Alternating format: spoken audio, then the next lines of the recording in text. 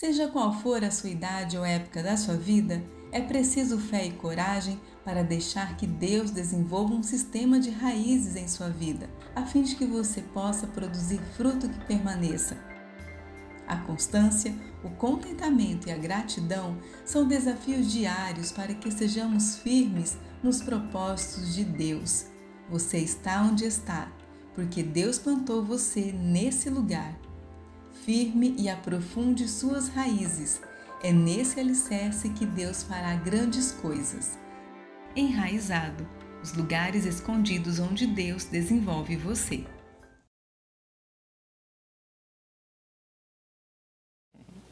Glória a Deus. Queridos, convido vocês a abrirem a palavra do Senhor no primeiro Salmo, livro dos Salmos, capítulo 1, a partir do verso de número 1.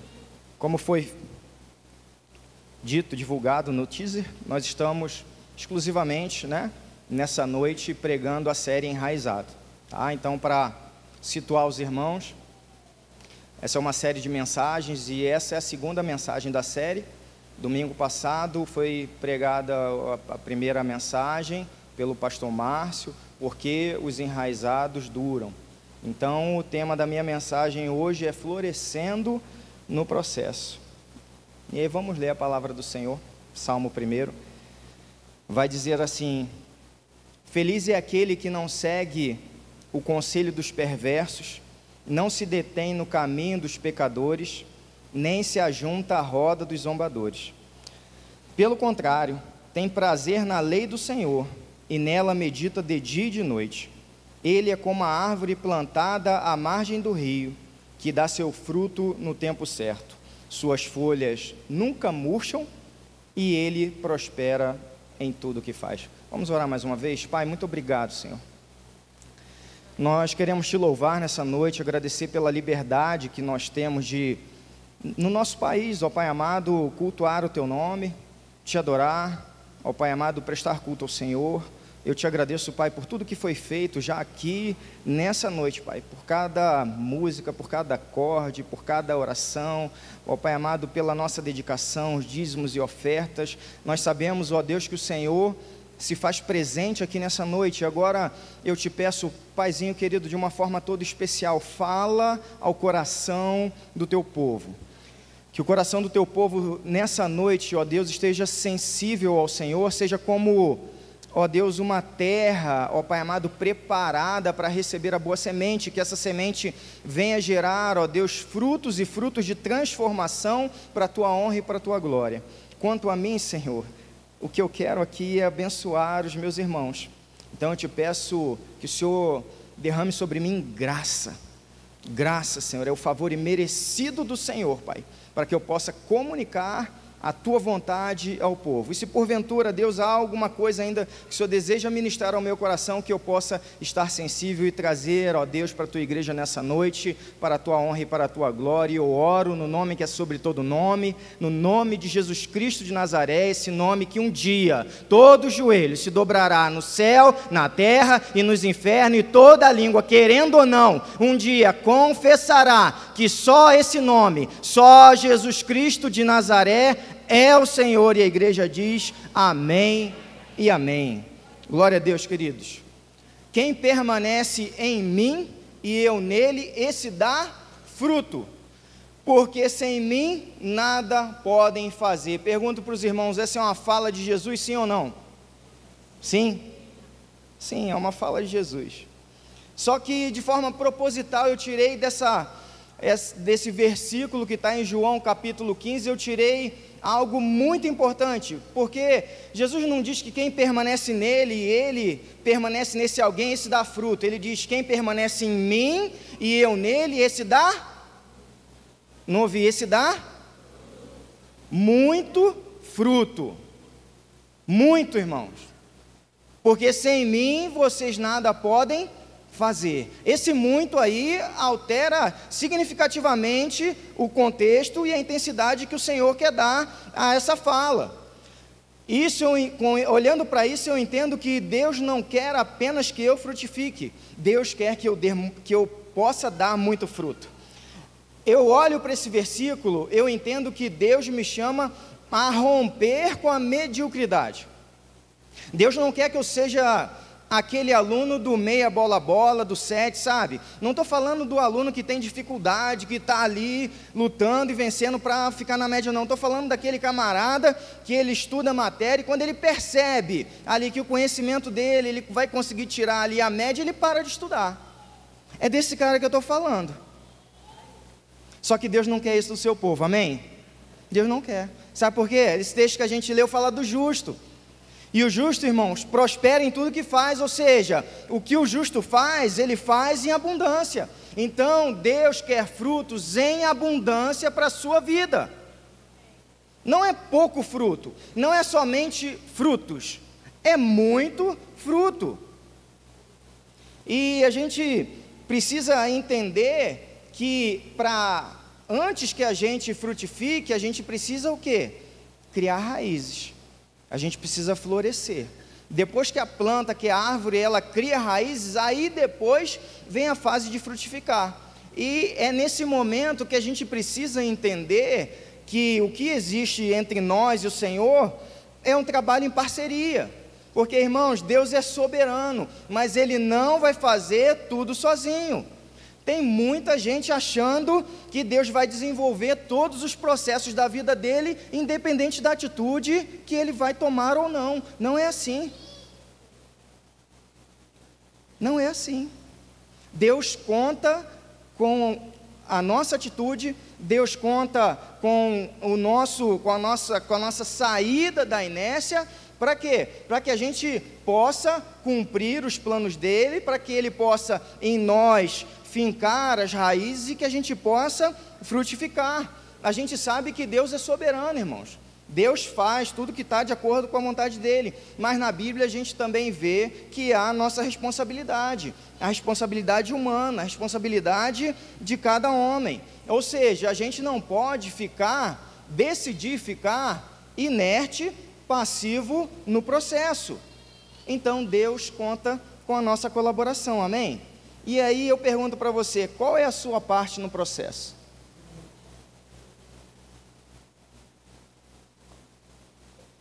É sobre isso que nós vamos falar. Qual é a minha parte nesse processo? Deus quer criar um sistema de raízes em mim, mas o que eu preciso fazer? E é sobre isso que eu quero compartilhar com a igreja nessa noite, e eu quero trazer para os irmãos 4 verdades sobre esse processo que o Senhor se utiliza, que Ele conta conosco para que Ele possa nos enraizar. E a primeira verdade é que o processo, irmãos, a gente precisa entender que ele é simples. O Senhor usa um processo simples para fixar as nossas raízes. E eu preciso falar que simples é diferente de simplista. Aquilo que é simplista, aquilo é o que é superficial, é aquilo que é raso. Vou dar um exemplo bobo, né? Você empurrar um carro enguiçado. O carro enguiçou na rua e você vai empurrar. Isso é uma tarefa simples ou é complexa? É simples. Aí talvez você possa falar assim, mas pastor, eu sou fraco e o carro é pesado. Tudo bem, aí a questão é de fácil e difícil. Porque se o homem for forte e o carro for leve, a tarefa vai ser o quê? Fácil. Se for o contrário, vai ser o quê? Difícil. Então, irmãos, o evangelho, ele é simples. Por muitas vezes ele vai exigir de nós um esforço maior, porque em muitos momentos vai ser difícil da gente colaborar com esse processo. Mas é simples. Deus não vai pedir de nós algo mirabolante. Talvez você não possa ser talvez você não seja um teólogo, um estudioso profundo, na verdade, da palavra, mas o evangelho, ele tem coisas simples, que é a salvação em Cristo Jesus, né? Deus enviou o seu Filho ao mundo, não é verdade? Para que todo aquele que nele crê não pereça, mas tenha vida eterna. Isso é simples. A gente estava o quê? Nós estávamos mortos em nossos delitos e pecados. Deus enviou Jesus. Então, todo aquele que olha para Jesus e reconhece Jesus como Senhor tem a salvação. Essa é a simplicidade do evangelho. Deus não quer nada mirabolante de nós, irmãos. E aí eu queria trazer isso para um contexto bíblico, usando a história de Neemias. Os irmãos sabem que Neemias, ele foi levado, né, de fora para fora de Jerusalém, e ele foi copeiro no Império Persa do rei Artaxerxes I. Então, LP, você ainda não decidiu o nome do bebê, e se for menino, quem sabe, né? Brincadeira. Então, o que aconteceu, irmãos? Ele estava como copeiro desse rei no Império Persa, e chegou a notícia para Neemias que os muros de Jerusalém e que a cidade estava toda destruída. Irmãos, Neemias, nessa hora, ele chorou, ele orou e ele jejuou. É isso que a palavra diz. Com isso, irmãos, ele encontrou o favor de Deus. O rei olhou para ele e falou assim: Neemias, por que você vai estar triste? Aí, resumindo a história, ele mandou Neemias de volta para Jerusalém. E eu quero, antes de continuar a história, só abrir um parênteses aqui, irmãos. Eu não sei se você está passando alguma luta, provavelmente esteja, todos nós passamos, não é verdade? A questão é que nos momentos da vida essas lutas às vezes elas são, né, mais brandas, e em outros momentos mais intensas. Mas se você está com luta nas suas finanças, chora, ora e jejua. Poderíamos chamar isso da tríade de ouro. E quando eu falo choro, irmãos, eu não estou querendo dizer de lágrimas de crocodilo, não. Eu estou querendo dizer da profunda tristeza da sua alma, que você não se conforma com a situação que você está e você se apresenta diante de Deus. Então, está com luta no seu casamento? Ora, chora e jejua diante do Senhor. Está com dificuldade no serviço? Ora, chora e jejua diante do Senhor. Pastor, eu já orei, já jejuei, fiz isso durante uma semana, não deu resultado. Pois é, eu também já fui para a academia uma semana e também não resolveu. Mas continua, que você pode ter certeza que vai funcionar. Irmãos, essa questão assim, não é o objetivo da palavra, mas pegando o gancho, essa questão do jejum é algo que precisa estar na nossa rotina. O crente jejua. Jesus falou assim: olha, quando o noivo for tirado, eles jejuarão, né? Não é isso? Os religiosos, né? Falam assim: olha, por que teus servos, por que eles não jejuam? Né? Jesus falou assim: olha, quando o noivo for tirado, eles vão jejuar. Uma vez, irmãos, cuidando por um tempo de um jovem, eu digo assim, quase 30 anos, já entre 25 e 30 anos. Eu falei assim: rapaz, mano, é o seguinte, para você vencer isso aí que você está passando, você precisa, lógico, é o básico, é oração, é vida com Deus, é meditação na palavra, mas agora a gente precisa avançar, porque eu já estava acompanhando ele por um tempo. Agora você precisa jejuar. Qual foi a última vez que você jejuou?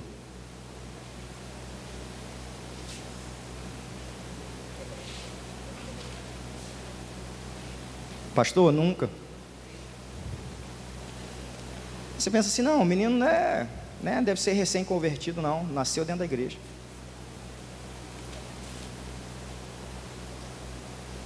Mas enfim, outra hora a gente continua falando sobre jejum. Isso é só para deixar e a gente refletir um pouco. Então Neemias, irmãos, ele voltou para Jerusalém, chegou lá na reconstrução do muro, ele começou a delegar funções. E aí cada irmão, cada pessoa ali no grupo, na equipe da reconstrução, foi levantando o muro num lugar. E aí, isso eu já estou falando agora, eu já avancei para Neemias 3, e esse texto ele vai ser projetado para a gente. Então, Neemias vai falando assim: olha, fulano de tal levantou um muro em tal lugar, Beltrano no muro perto de tal região, o outro construiu o muro, levantou lá perto do túmulo de Davi. Aí Neemias vai falando disso tudo. E aí quando chega no verso 28, isso eu estou no capítulo 3, aí a gente vê algo muito interessante. Aí Neemias o texto, né, do livro vai dizer assim: os reparos acima da porta dos cavalos foram realizadas pelos sacerdotes. Cada um consertou o trecho do muro em frente da sua própria casa. Vou repetir: cada um consertou o trecho do seu muro em frente da sua própria casa. E continua o 29. Depois deles, Zadok, filho de Imer, também consertou o trecho do muro em frente à sua casa. Simples, né? Eu quero fazer a aplicação disso. Sabe o que é simplicidade, irmãos?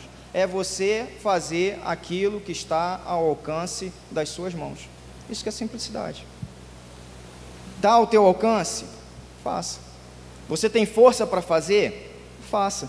Essa estratégia é simples. Faz o que está adiante. Eles saíram de casa, o que estava adiante para eles fazerem? Tinha um muro para eles levantar. Pastor, eu sou vocacionado, pastor, missões ardem no meu coração, eu tenho um chamado para a Coreia do Norte, para a China. Glória a Deus, irmão. Se Deus te chamou para isso, Deus vai te levar até o destino, mas enquanto você não chega lá, se essa vocação despertou hoje, né? Enquanto você não chega lá, você tem muita coisa, muito muro para levantar aqui no Brasil, tem muita obra diante de você para ser feita, tem a sua família para cuidar, tem os seus amigos na faculdade, tem o seu trabalho, tem as pessoas que te cercam, tem muita coisa para ser feita. E Deus vai começar esse processo de criar raízes assim, quando você, irmão, se dispõe a fazer aquilo que está adiante de você. Fala assim: Senhor, é isso que eu tenho para fazer? Eu vou fazer conforme as minhas forças. E aí Deus começa a aprofundar as suas raízes, e aí o processo começa. Não adianta a gente achar, ou qualquer pessoa achar, que Deus vai levar a gente a algum lugar, se a gente não faz o que é simples e que está, o que? Na nossa frente. Irmãos, põe amor, tá? Nas minhas palavras. Cara, não ora, não conhece de Bíblia, não se envolve com ministério, com um pequeno grupo, não vai para EBD, não discipula, não cuida, não faz nada disso. Você acha que vai para onde, irmãos? Você acha que vai chegar a algum lugar? Não vai. Se não dá, irmãos, o negócio é o seguinte, voltando para Salmo 1, fala que, olha, o justo é como o quê? A árvore o quê? Plantada. Irmão, se onde Deus botou você não está dando fruto, você vai dar aonde?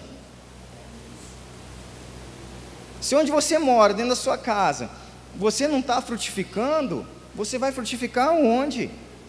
O processo não começa na China, o processo não começa na Coreia do Norte, o processo começa aqui, hoje.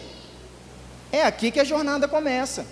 É hoje que as raízes vão começar a se aprofundar.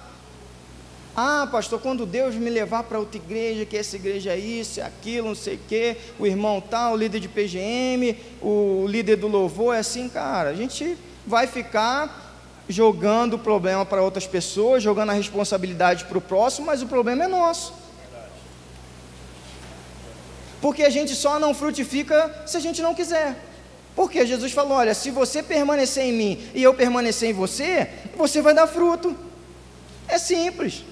Deus falou assim, olha, depende do irmão, olha, depende se o seu pastor é um cara bacana, depende se o seu líder atende você ou não, depende se todo mundo fala legal com você, responde o seu WhatsApp. Está dependendo de alguma coisa? Tem alguma condicionante? Não. Você está em mim, eu estou em você, vamos frutificar então. Amém, irmãos? É isso. Vamos dar fruto. Então, se não está dando fruto, a gente precisa rever a nossa vida, porque tem alguma coisa errada. 1 Samuel, capítulo 16, verso 13, fala da unção de Davi. Quando Davi é ungido rei de Israel. Vocês conhecem bem a história, né? Samuel chega na casa de Jessé, e aí aquela fileira lá de filhos, e não é esse, não é esse, não é esse, até que se lembraram do menino lá. E aí esse versículo vai falar que quando o profeta joga o óleo, né, simbolizando a presença do Espírito sobre a vida de Davi, isso de fato acontece. Diz o texto que o Espírito do Senhor veio de forma poderosa sobre Davi, ou seja, o Espírito começou a conduzir aquele guri a partir daquele momento. E a gente sabe, olhando para a história, que Davi tinha ali em torno de 12, 13, talvez 15 anos. Ou seja, era um adolescente, mas o Espírito não pegou Davi, arrebatou Davi, colocando Davi direto no trono, né? Como fez com Filipe lá e Eunuco, né? O Filipe pregou para o Eunuco, na verdade batizou, depois o Espírito Santo foi lá e sacou ele e pronto. Não é assim. Mas o que esse texto está querendo nos dizer é que a partir desse momento começou uma nova caminhada, houve o despertar de uma vocação. E o que Deus pediu diferente para Davi? Nada. Davi continua cuidando de ovelha. Davi, por hora, é isso que eu quero de você. E aí a gente acha que a nossa vida vai mudar, que o nosso crescimento espiritual vai dar aquele boom quando acontecer alguma coisa extraordinária, quando acontecer alguma coisa grandiosa. É aquela conferência que vem aquele mega, hiper, top pregador das galáxias, aquele cara que só tem agenda para daqui a 2 anos para frente, e fala assim, não, esse cara vai vir agora, eu vou lá, minha vida vai mudar. Engano, irmãos. Engano. Aí fica a crentaiada tudo rodando, igual cada macaco no seu galho, tudo nas igrejas, tudo atrás de profetada, tudo atrás do eis que eu te digo, irmãos. Eu já cansei de falar aqui, nós não somos cessacionistas, a gente crê no dom do Espírito, a gente vive os dons na igreja, mas não é desse jeito que está sendo feito, não. Está muito diferente do que a Bíblia relata para a gente. Ah, pastor, aí são as coisas que, desculpa, se você consegue entender, depois você me explica, que eu não entendo, que o guri nasce numa igreja presbiteriana, numa igreja batista, enfim, uma igreja forte na palavra, aí o guri vai crescendo, passa no mínimo, vira adolescente, aí daqui a pouco fala assim, ah, pastor, o apóstolo me deu uma palavra, ele falou meu CPF, assim, mano, falar CPF eu falo, é só acessar o site da Receita, só ver Receita Federal, eu acho o CPF de todo mundo, aí o camarada vai nisso, achando que são essas coisas que vai mudar a vida dele, mas não é, irmão, é o simples, é o do dia a dia, é orar, é ler a Bíblia, é estar na presença de Deus, é servir o Senhor com alegria, é fugir do pecado, é isso, não vai ser essa conferência grandiosa que vai fazer essa diferença não, é o dia a dia com o Senhor.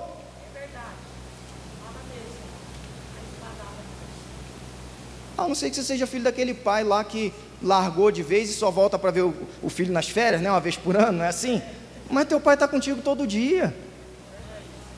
Não é um evento isolado que vai enraizar você. Eu não estou dizendo que congressos, eventos, retiros. Pelo contrário, irmãos, é forte, é bom porque dá aquela, sabe, aquela sacudida, dá aquela fortalecida, é bênção. Mas não pode só viver disso. A vida cristã, ela é simples. Ela é no dia a dia. Ela é no trato com a esposa, ela é no carinho com os filhos, é na submissão ao chefe, é fazer o que é certo, é viver uma vida transparente, é não ocultar nada, irmãos. A gente não pode ter nada oculto na nossa vida, porque senão a gente vai estar vivendo vida dupla, e Deus não chamou a gente para isso.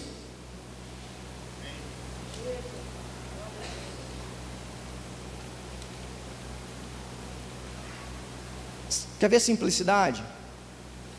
PGM, pequeno grupo multiplicador. Coisas lindas, irmãos, estão acontecendo. Os testemunhos que chegam é um após o outro. Cuidado próximo, discipulado, unidade, oração, acolhida, conversões. Nosso último batismo nós tivemos 23, irmão, pessoas batizando. Majoritariamente todo esse povo que batizou veio tudo de pequeno grupo, tudo já sendo discipulado, irmãos, acontecendo discipulado, um a um, dentro do pequeno grupo. Teve a classe de batismo sim, mas veio uma parcela desse pessoal, veio de fora, os irmãos já fazendo discipulado, já pessoalmente. Simples, irmãos. A conferência missionária que a gente teve aqui, lá falando da Ásia Central, né? Os Uzbequistão, os tantos estão lá da vida lá, o que foto após foto mostrava para a gente? Casa aberta, casa, os crentes sentados, partilhando um alimento, com a Bíblia em cima, louvando ao Senhor, coisa simples, irmãos, e Deus agindo, Deus convertendo corações, Deus transformando, Deus fazendo milagre, é simples. Então o que nós temos vivido como igreja é isso. Se você ainda não faz parte disso, irmão, procura se mover, procura se colocar dentro do mover de Deus. Não tem outdoor, não tem show pirotécnico, não tem alarde, não tem fogo, não tem nada disso. É uma casa aberta com a igreja do Senhor, louvando o Senhor, adorando, orando, testemunhando, partilhando a palavra. Simples, irmãos, toda semana, só isso. É só isso. Sabe qual é o problema? É que a gente subestima aquilo que é simples. Foi quando o profeta mandou Naamã lá tomar banho no rio. Pô, é só tomar banho no rio 7 vezes? Pô, isso é mole. Lá na minha terra tem rio melhor do que esse aí, cara. A água é mais cristalina, é mais bonita, é mais caudaloso, tudo. É só isso. É, cara, é só isso. Faz o que Deus está te pedindo. Só entrar no rio, 7 vezes, vai lá que você vai ser curado. Se Deus liberou a palavra para você, é só cumprir. Mas a gente não leva muito a sério o resultado do que é simples, daquilo que está a nosso alcance para fazer. E aí é engraçado que conta a história que certa vez um sapateiro, ele chegou para Lutero, ele recém-convertido, então assim, naquele primeiro amor, assim, naquela paixão, ele pensando que tinha que fazer algo de extraordinário para Deus, ele perguntou: o que eu posso fazer para o Senhor para servi-lo melhor, para agradá-lo mais, para fazer Deus mais feliz? E aí Lutero, a resposta dele foi o seguinte: olha, faça um sapato de qualidade e venda por um preço justo. É isso. Que muro, irmão, Deus tem te chamado para levantar hoje? Você sabe, porque esses irmãos estavam levantando um muro logo de frente para casa, então você sabe, é o que está te saltando aos olhos. O que está te saltando aos olhos? É o financeiro? É o teu casamento que está afundando? É o que? É a mentira? É o pecado que você não consegue largar? Digo, se você não consegue largar, peça ajuda, tá? Eu posso ajudar você, irmão.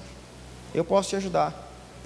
Pode me procurar, procura um dos pastores, mas não continua nessa caminhada não. Erga de novo a tua santidade, erga de novo vida de integridade perante o Senhor, viva uma vida limpa, em nome de Jesus. Mas a gente precisa fazer aquilo que está ao alcance das nossas mãos. Deus nos chamou a frutificar, não é no outro dia, é no dia chamado hoje também, irmão. Se você é membro daqui da Memorial, não é em outro lugar, é aqui na IBM, amém? Segunda lição que a gente precisa entender no processo, segunda verdade, né? São as lições do processo.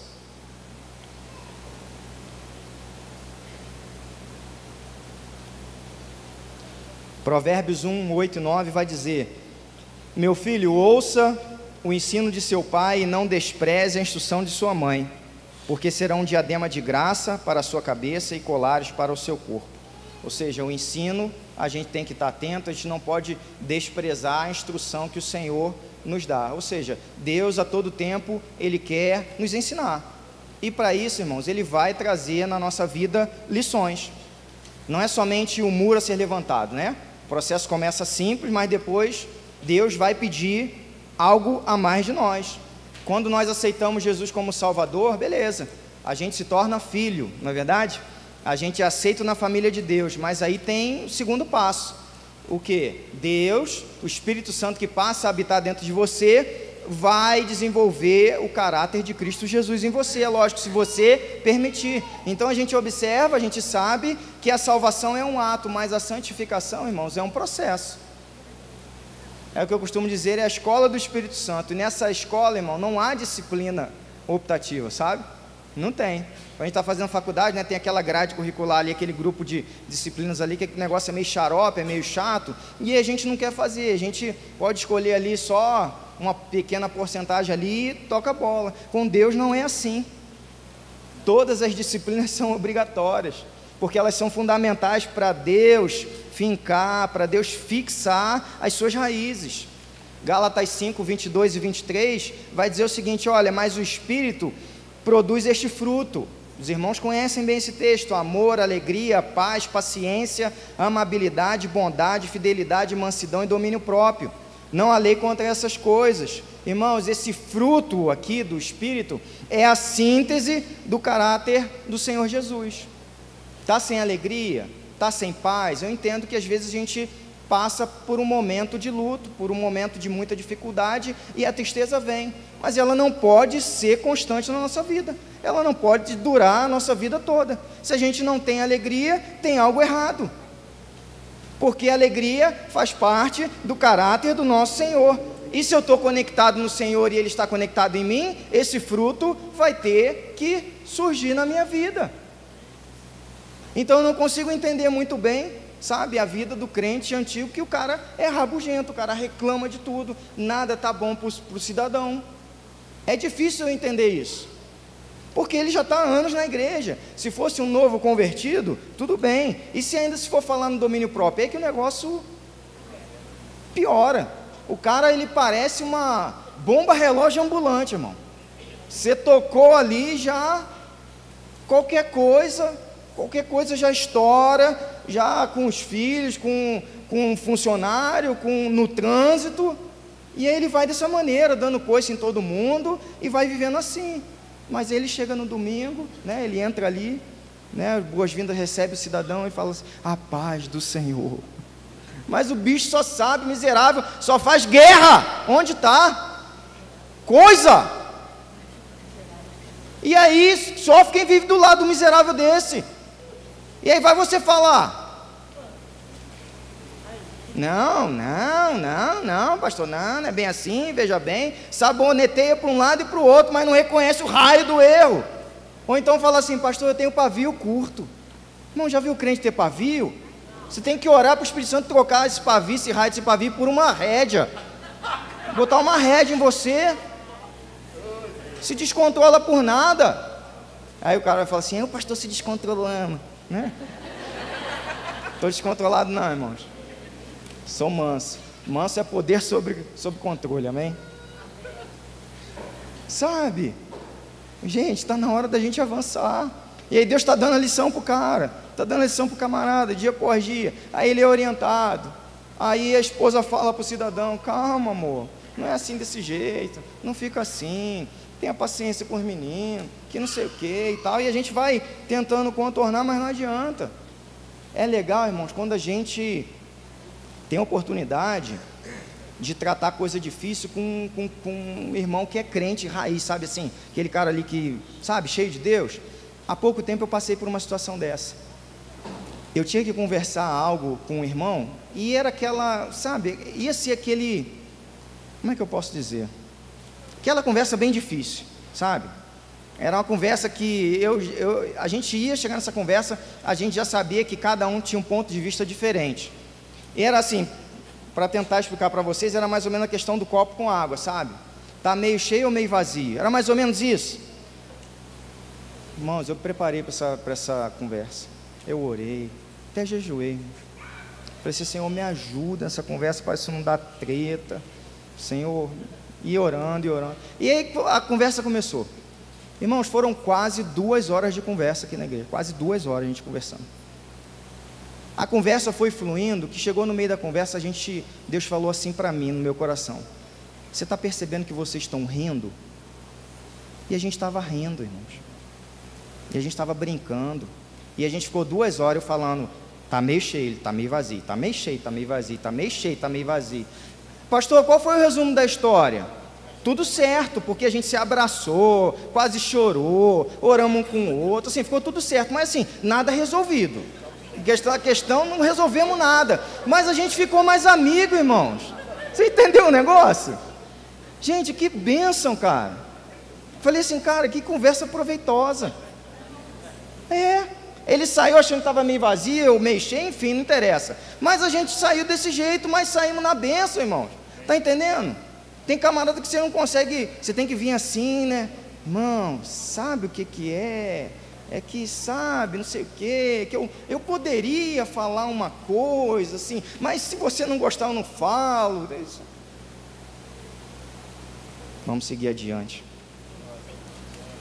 Esse povo que, enfim, deixa quieto. Então não vai criar raiz nunca, irmãos, não vai, porque a gente está parado, estagnado na mesma lição. Foi o que aconteceu com o povo de Israel depois que foi liberto do Egito. O povo lá rodando 40 anos, um trajeto, uma viagem que era para ser feita em 11 dias. Por quê? Porque se recusaram a aprender aquilo que o Senhor estava ensinando. Uma geração inteira, irmãos, uma geração completa ficou no deserto. Então que o Senhor nos dê um coração ensinável, irmãos. Que o Senhor nos dê um coração quebrantado. O Espírito Santo, ele sinaliza o erro, sabia? O Espírito Santo, ele sinaliza o erro. A gente não precisa toda hora ficar a pessoa, está errado, não sei o que. Irmãos, o Espírito Santo mora dentro de você. Ele sinaliza. Então é só você reconhecer. A questão é a servir, sabe? Que está dura, o coração está endurecido. Não estou errado não, isso aqui é ele, não sei o quê. E aí fica, sabe, cria aquele monte de proteção, aquela capa assim, para não deixar ser tratado. Não quer reconhecer. E aí, irmão, não vai criar raiz não. Não vai mesmo. Terceira coisa, eu preciso entender o tempo do processo. Salmo 1 que a gente leu, diz que o justo, ele o quê? Dá fruto no tempo. Tem um tempo, irmãos, para a raiz crescer, tem um tempo para a planta florescer e tem um tempo para Deus fazer todas as coisas na nossa vida. E às vezes a gente tem a impressão que esse processo, ele é mais lento do que deveria, né? A questão é, a gente não pode olhar para os planos de Deus segundo a nossa ótica humana. Por quê? Porque a nossa cultura é do imediatismo, a gente quer tudo para ontem. Não é verdade? Você mandou a mensagem de WhatsApp, aí a pessoa abriu, você viu que lá ficou azulzinho, né? Verdade. Ó, eu pegando aí, o pessoal, né? Só tô vendo as irmãs assim, ó, no marido. Não, brincadeira, então não. E aí não responde, você, irmão, levou 1 minuto, não responde. E aí é por isso que tem aqueles camaradas que são espertos, que ele deixa o negócio tudo branquinho, entendeu? Aí ninguém sabe quando ele visualizou, não é? Ele faz isso assim, cara, o cara agora vai me cobrar, ele vai me cobrar aqui a resposta, não é assim? O iFood diz que vai mandar o hambúrguer lá, o lanche, sei lá, qualquer coisa lá para nossa casa, em 15 minutos, né? Se deu 20 minutos, irmão, Armagedon se inicia, o apocalipse, isso é um absurdo, né? Como é que pode isso? Né? A falta de respeito com o cliente, eu vou no Procon, eu vou no Pequenas Causas, não é? Aí fala tudo assim, por quê? Porque a gente é imediatista, a gente quer tudo para ontem, irmão, na boa. Deus não está nem aí para o nosso imediato, não está. Ele tem o ritmo dele para fazer as coisas, ele tem o tempo dele para fazer as coisas na nossa vida, ele tem o tempo dele para agir, ele tem o tempo dele para abrir a porta, entendeu? Eu costumo dizer que em relação a tempo, Deus, ele é cirúrgico, irmãos. Ele não se atrasa e não se adianta, ele chega como um cirurgião perito ali no momento certo e ele faz o que tem que ser feito de acordo com a boa vontade dele. É assim que funciona. E aí a gente vai olhar para a Bíblia, a gente vai olhar para a história, a gente vê que Noé começou a construir a arca com 500 anos, só 500 anos, estava novinho ainda. Durou 100 anos a construção do negócio lá. Abraão recebeu a promessa, tinha em torno de 75 anos. Quando o filho da promessa, Isaac, nasceu, ele tinha aproximadamente 100. José foi vendido pelos irmãos como escravo para o Egito, tinha 17 anos. Se tornou governador lá no Egito, aproximadamente com 30. Moisés ficou 40 anos vivendo como um egípcio, para depois desses 40 anos ele conseguir enxergar que o povo deles, os israelitas, estava sendo injustiçado e oprimido lá. E aí ele matou o egípcio, vocês conhecem a história. E aí depois disso o quê? Ele passou mais 40 anos pastoreando o rebanho do seu sogro Jetro, não é isso? E aí só depois disso é que ele foi chamado para libertar o povo do Egito. Davi, como a gente já falou, foi ungido ali novinho, começou a reinar em Israel com 30 anos. Jesus, irmãos, ficou no anonimato, ficou 30 anos sem ninguém saber praticamente nada dele, para só depois desses 30 anos ele começar o seu ministério público. O problema é que hoje, falando de pregação, de ministração da palavra, o cara se prepara 2 meses, 3 meses e quer pregar 20 anos, não é assim, é o contrário. Deus vai fixando suas raízes, Deus vai te aprofundando, Deus vai te dando conhecimento, Deus vai te dando graça, Deus vai iluminando a sua mente em relação ao texto, e é assim que funcionam as coisas. Por quê? Porque é um tempo, Deus precisa de tempo para nos enraizar, porque a raiz de uma árvore, ela é como o alicerce, como a fundação de uma construção, ela tem que ser bem feita, e se a fundação não estiver sólida, irmão, sabe o que acontece? Ela não aguenta o peso. E essa é a preocupação de Deus com você. Deus tem um chamado para você, para você realizar algo relevante. Só que se Ele não fixar as suas raízes, você não vai aguentar o peso disso. Sabe por quê? Porque servir a Deus em qualquer lugar, irmãos, e aqui eu falo, não estou falando só para pastor, para missionário, líder, cada um aqui tem um chamado para fazer algo importante na obra de Deus. Isso é um privilégio, amém? É um privilégio, mas também é o quê? É uma responsabilidade, há um peso nisso, você precisa suportar a missão. Deus não vai colocar você numa frente de batalha onde Ele sabe que você vai morrer, amém? Ele não vai fazer isso com você. Ele pode até te botar numa batalha ferrenha, mas pode ter certeza que se ele te lançar lá, e lógico, desde que você não tenha antecipado o processo, se ele te botou lá, você vai vencer, amém? Em nome de Jesus. Davi não, Davi fez o contrário com Urias. Davi botou Urias lá na frente de batalha porque não queria mais o cara vivo, mas Deus não vai fazer isso com você e comigo, amém? Se você então hoje está na frente de batalha, se há uma situação que está muito crítica na sua vida, saiba que a graça do Senhor é contigo, amém? E aí quando a gente pensa em tempo, a gente vê o apóstolo Paulo falando, olha, eu tudo posso naquele que me fortalece. Ou seja, essa frase, ela não foi dita do nada, ela tem um contexto. Você vai ver os versículos anteriores, Paulo vai dizer, olha, eu aprendi a adaptar-me em toda e qualquer situação. Eu sei viver na fartura, sei viver na escassez, na necessidade, eu sei comer picanha, sei comer ovo, está de boa. E aí ele continua dizendo o seguinte, eu aprendi o segredo de viver contente em toda e qualquer situação. Eu aprendi o segredo.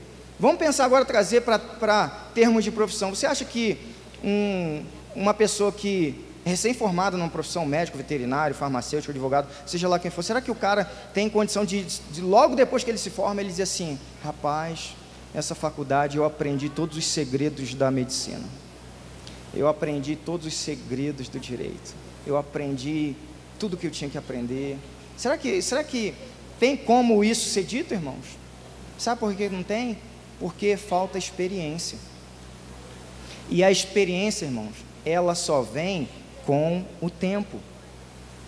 Eu não sou da área, tá? Os pedagogos aí que me perdoem, mas tem um negócio chamado curva de aprendizagem, né?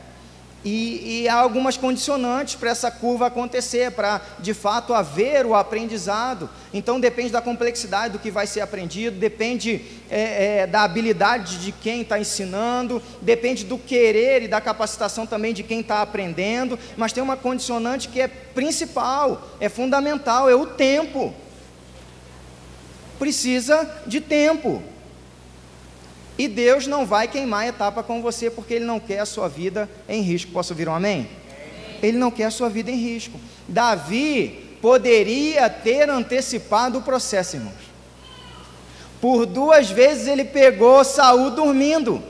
E aí você olha para uma situação dessa, né? Hoje a gente sabe que a gente já passou, mas eu creio que eu ia falar assim, Davi, passa a faca, é agora. Certeza que eu ia falar, irmãos. Certeza. A gente hoje diz, não, Davi agiu sim, mas e a gente no lugar? Por 2 vezes, Davi resistiu à tentação, porque os homens de Davi, você olhar a história, você vai ver, os homens de Davi falaram assim, ó, Davi, passa a faca, é como, Davi, Deus está levantando a bola para você, é só cortar, entendeu? A gente vai acabar com toda essa perseguição, você assume o trono, mas Davi teve o discernimento, irmãos, no Senhor, que não era o tempo para ele assumir o trono. Não era o tempo ainda. E aí isso me remete à palavra que está lá em Provérbios 20, 21, que vai dizer para mim assim, a herança obtida antes da hora acaba não sendo bênção no final. Provérbios 20, 21, anota aí, depois você vê. A herança obtida antes da hora acaba não sendo bênção no final. Então, qual é a lição que eu aprendo disso tudo? Que eu preciso andar no ritmo de Deus. Não é o ritmo dos homens que vai determinar a minha caminhada. Aquilo que eu vou fazer, a maneira que eu vou fazer, principalmente o tempo que eu vou fazer. É Deus. Sabe por quê? É porque Deus me conhece como ninguém. Então, irmãos, eu não quero acelerar o processo. Sabe para quê? Para que eu não venha correr risco de sucumbir num peso sobre uma responsabilidade que eu ainda não estou pronto para lidar com ela. Amém? E a última verdade, e aí a gente ora, é que o processo, ele é realizado no secreto. Isaías 49, 2.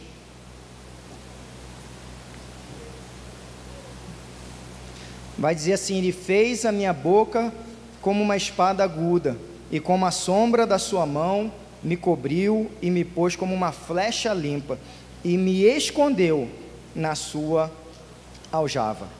Deus cria as nossas raízes no secreto, irmãos. É assim, os lugares secretos onde Deus desenvolve você. Esse é o subtema da nossa série. E isso não significa isolamento, não significa que a gente tem que se refugiar num monastério, se isolar de amigo, da sociedade, para viver o melhor de Deus. Não, não é isso. Significa que o secreto é o tempo onde você trabalha, você serve o Senhor, e aquilo que você faz é pouco valorizado, é pouco visto, praticamente não é lembrado. É você fazendo as coisas, Deus se alegrando com a sua vida, você trabalhando e Deus trabalhando em você, mas as pessoas, desculpa a expressão, tá? Não estão nem aí para você. Você é um ninguém, mas você está fazendo. É o secreto, sabe? É o secreto, ninguém está vendo. E esse é o momento, irmãos, ele é importante demais para a nossa vida, porque é o momento onde a gente aprende a servir sem estar preocupado em constar no hall de agradecimento. Sabe, a gente não está preocupado de ser lembrado. A gente prega para abençoar a igreja, e a gente não está preocupado com view, com like, com seguidor, sabe?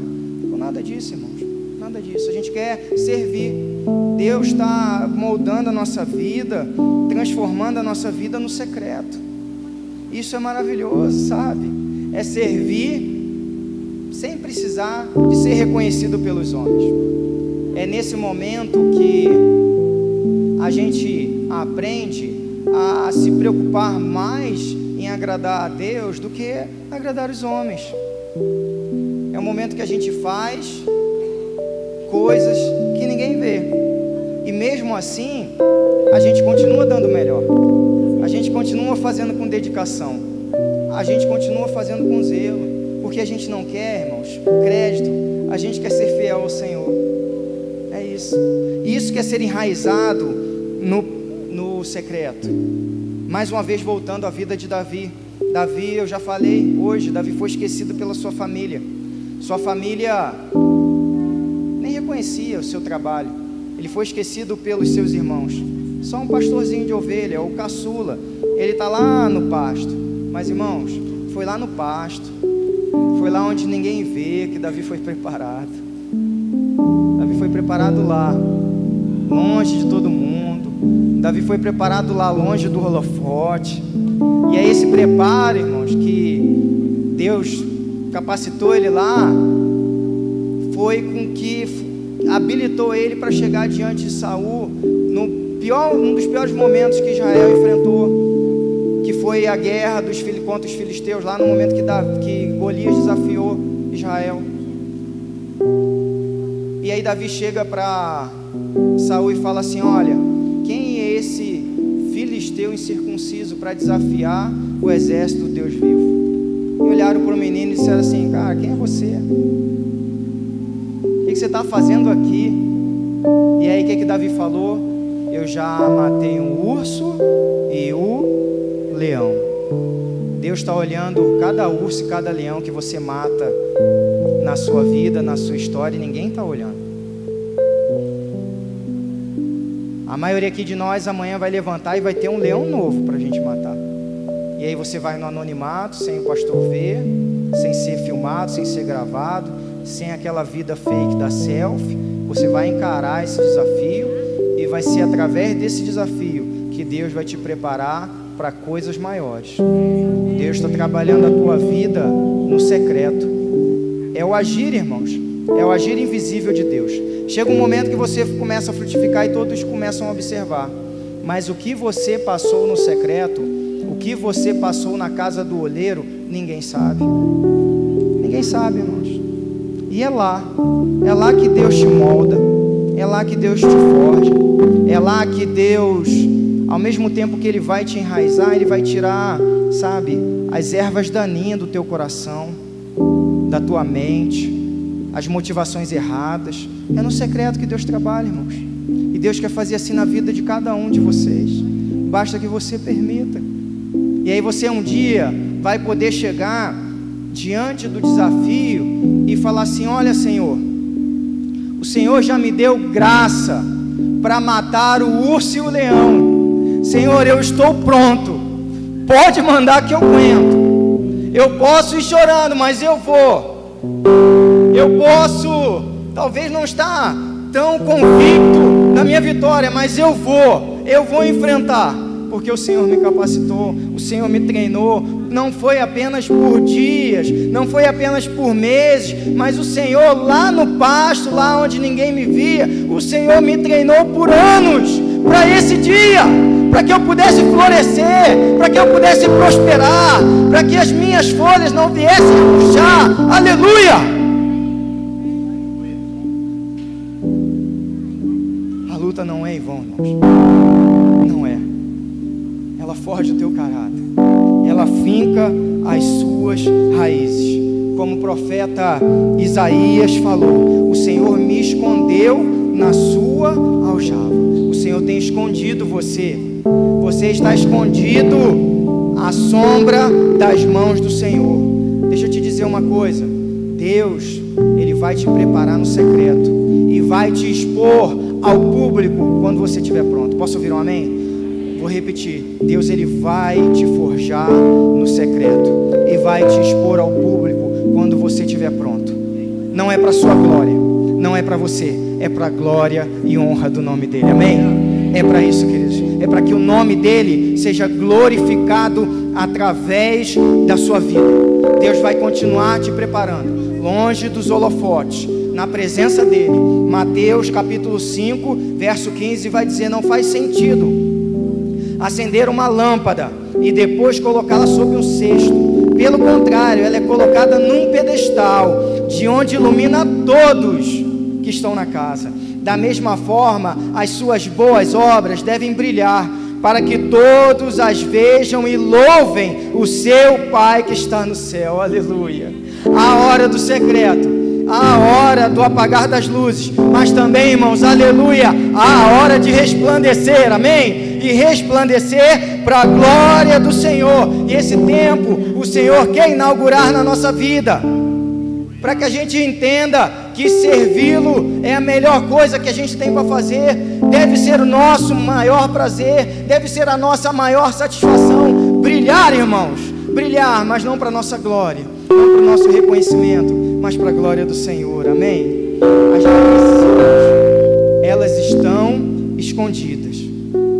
A árvore está para fora, mas a gente vê que o que é interno, o que está escondido, sustenta o que está externo.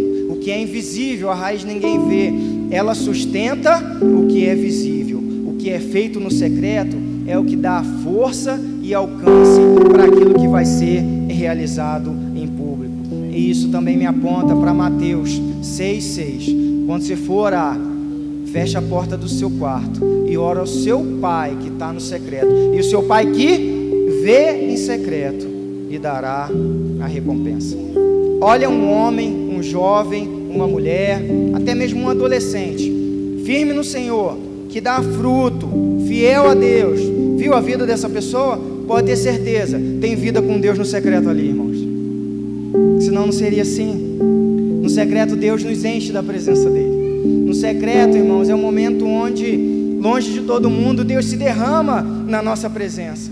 É um momento, irmãos, que Ele transborda sobre nós, que nós temos comunhão com Ele. Nós podemos dizer: Paizinho, Abba Pai. Pergunto para você: há quanto tempo você não entra nesse secreto? Há quanto tempo a corrida, a rotina, o trabalho, a faculdade tem roubado de você esse momento de você colocar os joelhos no chão e somente dizer: Pai, eu estou aqui, sou teu filho, eu quero passar tempo contigo.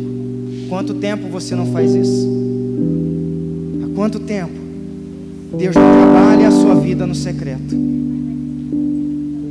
Spurgeon tem uma frase, e aí agora eu termino e a gente vai orar, que ele diz que é muito interessante. Ele vai dizer assim: olha, eu prefiro ensinar um homem a orar do que 10 homens a pregar. A gente precisa de orar, irmãos. A gente precisa de orar mais. A gente precisa de se consagrar ao Senhor. A gente precisa estar com o joelho no chão. buscando no Senhor a resposta para os dilemas e para as lutas que a gente precisa, renovando dia após dia o nosso vigor, a nossa fé, a nossa esperança, para que a gente possa, irmão, estar de pé todos os dias. A gente precisa do Senhor, em nome de Jesus. Fica em pé no seu lugar, em nome de Jesus. Nós vamos cantar mais uma vez, nós vamos louvar ao Senhor. E depois desse louvor, nós vamos orar. Esse é o momento de você dizer para o Senhor que você quer que suas raízes sejam fincadas nele. Você aceita o processo. Você entendeu que o processo, ele tem o tempo de Deus, que tem as lições que a gente precisa aprender, que ele é feito no secreto, mas você aceita. Você vai dizer a Deus agora que você só quer uma coisa: deixa eu ficar, Senhor, na tua presença, porque é na tua presença que eu sou fortalecido, é na tua presença que eu tenho aquilo que eu preciso, é na tua presença